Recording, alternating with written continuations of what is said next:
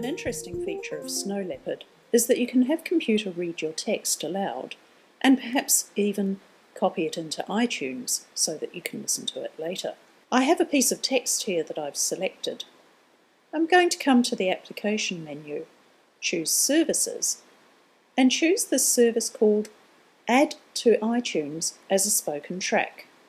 Now watch what happens. When I select that, nothing appears to happen for a moment or two. Then the spinner appears in the menu bar that shows that an automator workflow is running. iTunes opens and goes bing bong to tell me that something's been added. Let me just find my playlist that says recently added. And here's this item, text to speech, 23 seconds. We'll just listen to a moment of that. Use the customized service. To use your new service, select some text and call up the services menu. That'll do. Here was my original text, and as you can see, that's what the voice is telling me about. However, I'm not entirely happy about that. For one thing, the track was simply added to somewhere in iTunes, and I don't know where.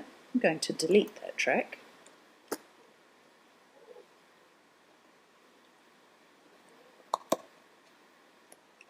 And for another thing, I prefer the voice Vicky, and that one used the voice Alex.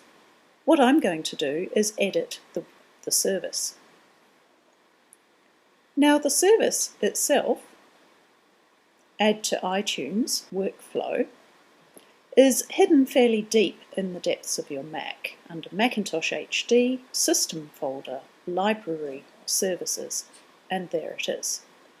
I'm going to find that service, double click it, that opens up Automator,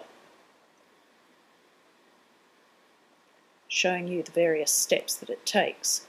The interesting thing here is that you can change some of these. For example, I don't much care for the system voice Alex, I prefer the system voice Vicky.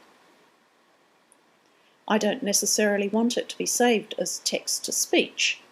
I might like to call it spoken text. It's going to be saved in the music folder. That's fine by me.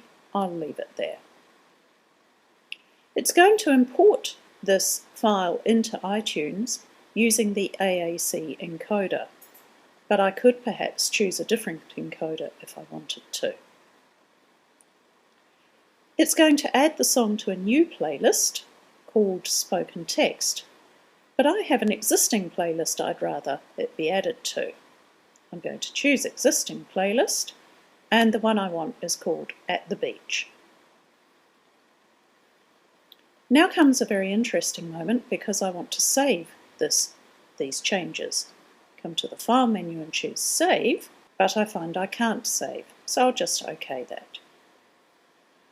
What I need to do is come to the File menu and choose Save As. This brings up a small dialog box, a sheet.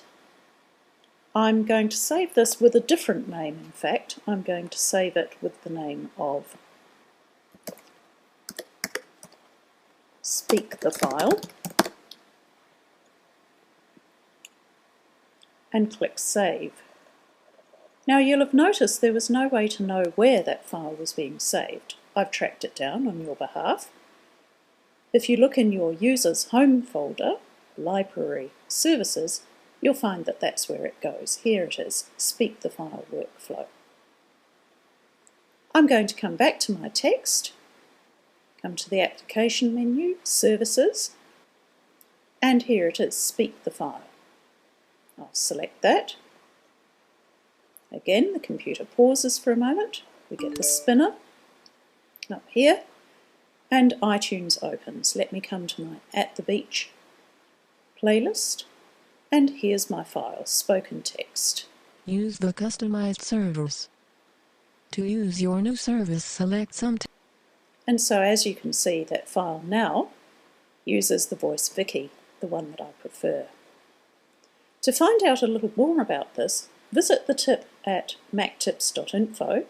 The address is attached to this YouTube video because I've got a few more instructions there with a few more details.